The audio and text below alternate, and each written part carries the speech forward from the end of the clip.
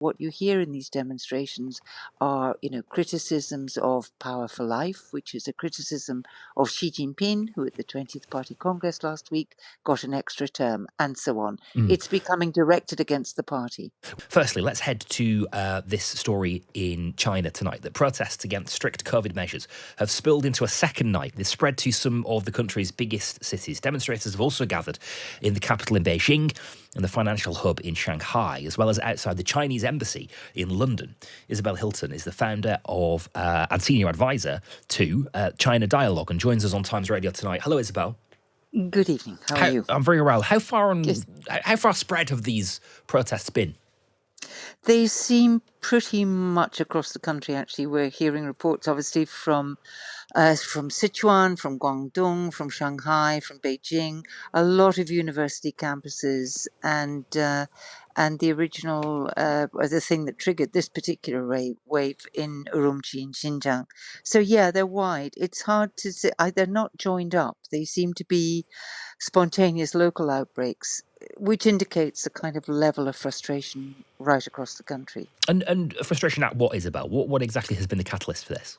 Well, we've had 3 years of people being locked down in extremely severe ways. So when, if you, for example, had been at Shanghai Disney on a particular day, you might have found yourself locked in with, tens of thousands of other people because one person had tested positive. And it's that kind of extreme application of a policy of mass testing and lockdown, which is called zero COVID, which people are absolutely weary of because there seems to be no way out. So they test all the time. If they find any positive test, even if it's asymptomatic, an entire district, a neighborhood, a factory, a town, a city get locked down. And that's what people are weary of. They see images on television of the World Cup, of normal life outside.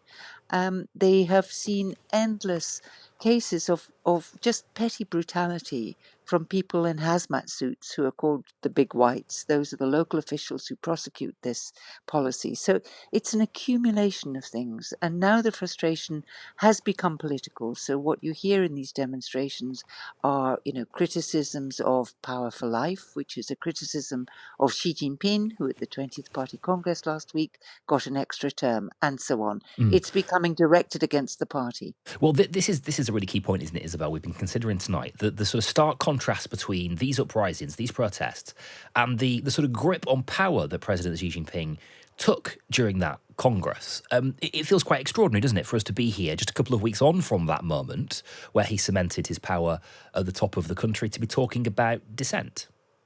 Well, his power is party power, and he cemented his position in the party and the country, and obviously the party runs the country. But what that doesn't take into account is what people actually feel about it, because one of the problems with a very top-down autocratic system is that the message takes a very long time to get from the street, to the brain. In a top-down autocracy, no local official wants to give bad news to the boss because it could be a career-ending move. So you tell the boss what the boss wants to hear, and that goes all the way up the system. So they may not be aware in the Central Committee that the whole country is fed up until people take to the streets. That's the first they hear about it. So what you have is a party structure which is operating in a way that's quite detached from how people feel.